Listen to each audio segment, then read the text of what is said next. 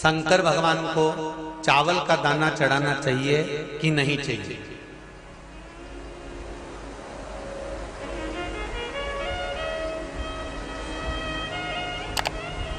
अब बोलो तेरा क्या होगा रे कालिया?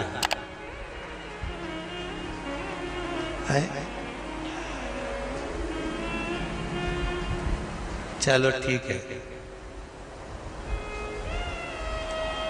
बीमार व्यक्ति से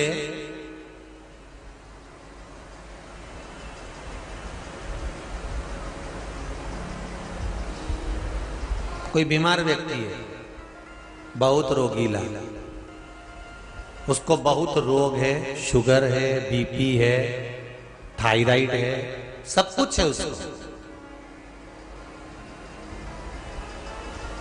और वो रोगीला व्यक्ति जब डॉक्टर के पास जाकर पूछे, डॉक्टर साहब मेरी तबीयत ठीक नहीं रहती है, मैं बहुत कष्ट में रहती हूँ, बहुत तकलीफ है शरीर में,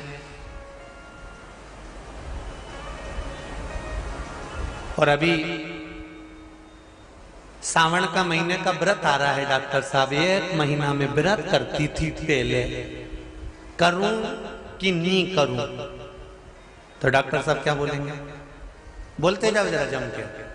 डॉक्टर बोलेगा कि आप व्रत मत करो।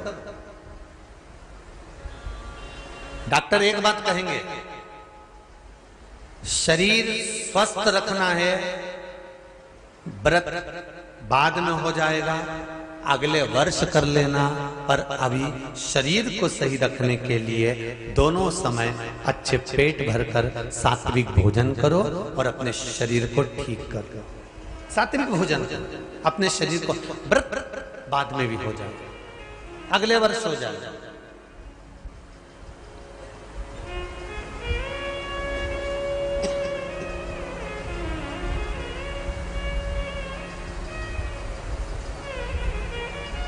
अभी तुम थोड़ा सवेरे 2 बिस्कुट ले लिया करो, सुबह नाश्ता ले लिया करो, भोजन ले लिया करो, फिर दोपहर में कुछ हल्का फुल्का लेकर थोड़ी थोड़ी देर में खाते रहना चाहिए हो।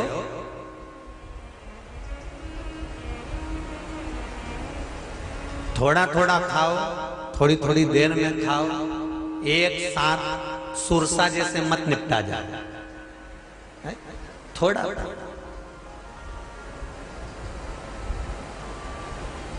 ज्यादा खाओगे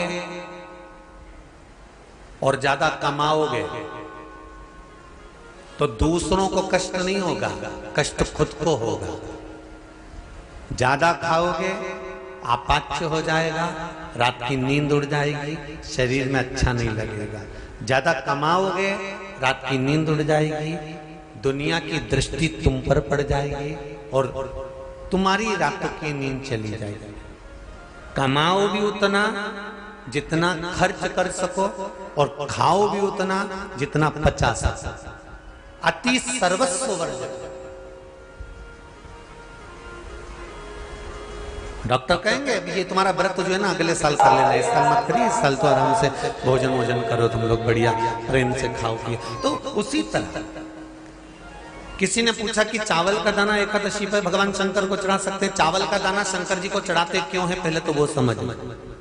बेलपत्री का तो महत्व आपको बार बार बताया कि बेलपत्री शिव जी को क्यों चढ़ाई जाती है, कहीं रोग के लिए, कहीं बीमारी के लिए, कहीं किस कार्य के लिए, कहीं कोई कार्य के लिए, कहीं कोई कार्य के लिए। चावल का दाना अगर हम शंकर भगवान को चढ़ा रहे हैं तो क्यों चढ़ा रहे हैं, उसका कारण क्या है? चावल का दाना शिव को चढ़ाने का केवल एक कारण रहता है कि चावल को अक्षत कहते हैं।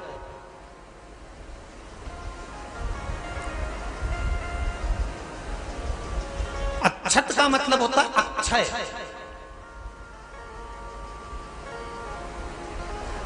अभी हमारे यहाँ एक तिथि आने वाली है, अक्षय तृतीया। उसका मतलब क्या होता है? अक्षय, जिसका कभी क्षय ना हो। जब हम भगवान शंकर को चावल का दाना चढ़ाते हैं, जैसे बहुत ध्यान दीजिएगा महाराज, बहुत समझने वाली बात है, बहुत ध्यान से।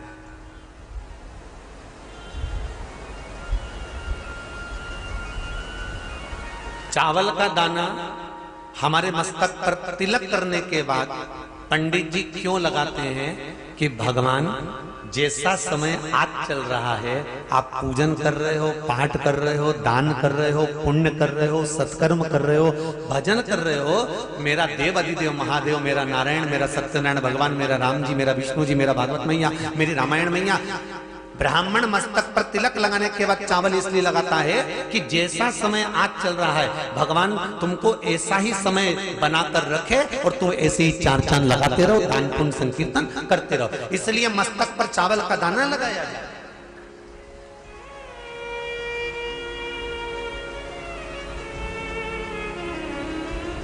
कोई मर जाता है, मरने के बाद जब तक पगड़ी नहीं होती तब तक माथे पर तिलक चावल का दाना लगाया जाता है।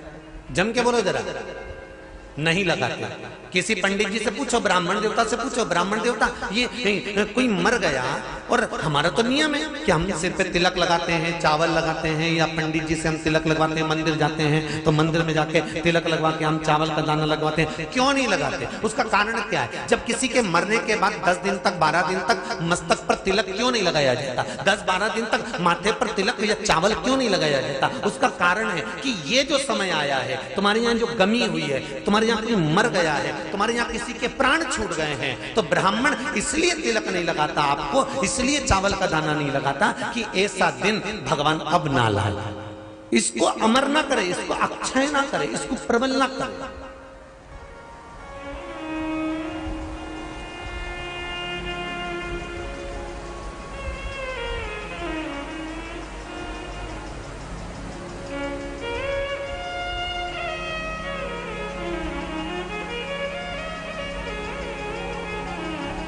और जब चावल का दाना, तो यहां शिव महापुराण की कथा करी, चावल का दाना हम शिव जी को क्यों चढ़ाते हैं, भगवान को क्यों समर्पित करते हैं, भगवान की पूजन में अक्षत क्यों समर्पित करते हैं, चावल क्यों समर्पित करते हैं, उसका कारण क्या है? तो कहा आज मैंने जब चावल का दाना आपको समर्पित करा है, जिस भाव से, जिस विश्वास से, जिस श्रद्धा से, जिस मन से मैं आपको रिझा रही हूं, हे भोलेनाथ मेरी ये मनोकामना पूर्ण कर, इसको अक्षय कर देना, इसको अमर कर देना, बस इतनी कृपा आप कर।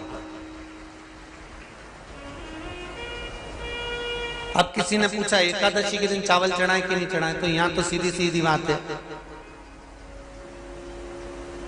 बीमारी देखकर थोड़ी ना आती है कि नवरात्र चल रहे हैं कि सावन का सोमवार चल रहा है, बीमारी तो बीमारी। तुम चावल मत खाओ। तिरुपति कौन कौन गया? हाथ उठाओ। ठीक है। जगन्नाथ जी कौन कौन गया? हाथ उठाओ। हाँ ठीक है। द्वारका जी कौन कौन गया? हाथ उठाओ। ठीक है। बद्रीनाथ कौन कौन गया? हाथ उठाओ। ठीक है। एकादशी के दिन कभी तुम बद्रीनाथ चले जाओ, एकादशी के दिन तुम द्वारका चले जाओ, एकादशी के दिन तुम तिरुपति चले जाओ, एकादशी के दिन तुम जगन्नाथ चले जाओ, एकादशी के दिन तुम्हारी मर्जी पड़े भगवान के किसी धाम में चले जाओ और भगवान को भोग लगाओ और उनकी थाली को झांक कर देखना, उसमें चावल जरूर मिलेगा। उसमें ऐसा नहीं है कि चावल नहीं मिलेगा। बद्री नारायण में भगवान को चावल का भोग लगा हुआ मिलेगा, द्वारका में चावल का भोग लगा हुआ मिलेगा, आपको जगन्नाथ में चावल का भोग लगा हुआ मिलेगा, तिरुपति में मिलेगा, द्वारकाधीश में मिलेगा, नाथू द्वारा में मिलेगा, सांवरिया सेठ में मिलेगा, काकरोली जी में मिलेगा। आप जहां जाओगे वहां पर एकादशी के दिन भगवान को चावल आएगा, क्योंकि भगवान के लिए परहेज नहीं है।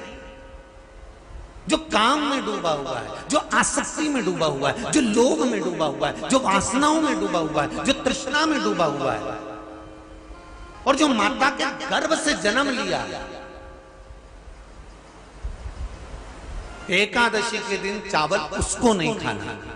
अब हमारे यहां तो कहावत में कहते हैं, राम जी की जब स्तुति गाते हैं तो कहते हैं भय प्रगट, आती है आप लोगों को? एक लाइन तो आती होगी, गाओ जरा। भय प्रगट दीन कौशल्या।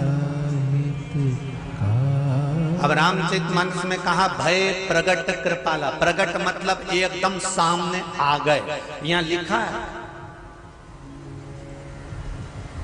पैदा भय लाला।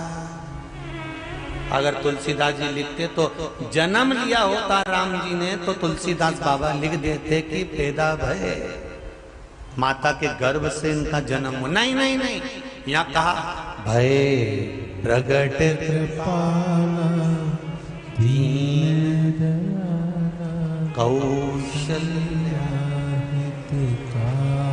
यहाँ प्रगट भय।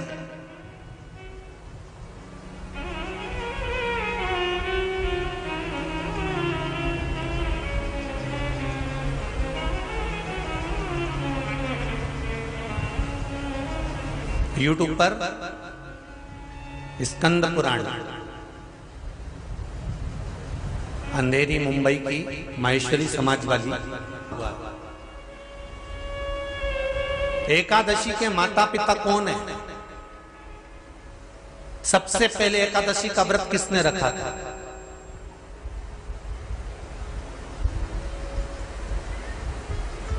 एकादशी का जन्म स्थान कहां है? दुनिया के लोग बहुत प्रश्न करते हैं, राम जी अयोध्या में हुए थे, भगवान कृष्ण मथुरा में हुए थे, तो एकादशी कहां हुई थी? तो उसको बताना तो पड़ेगा कहां हुई थी।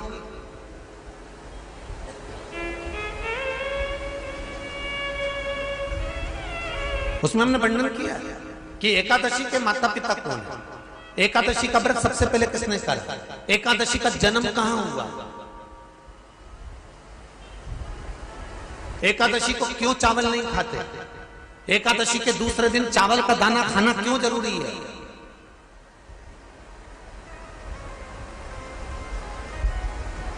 कौन सा तीर्थ है जहां एकादशी को उल्टा लटका दिया। एक एक चीज का वर्णन स्कंद पुराण सब चीजों का वर्णन कर देता है। प्रत्येक तो यहां जो वर्णन आया कि आप मनुष्य जो माता पिता के गर्भ से, माता के गर्भ से जन्म लिया हो, संसार में जिसका जन्म हुआ हो और मृत्यु लोक में गर्भ की कैद में रहने के बाद जन्मा हो, उसको एकादशी के दिन चावल नहीं खाना चाहिए। मारा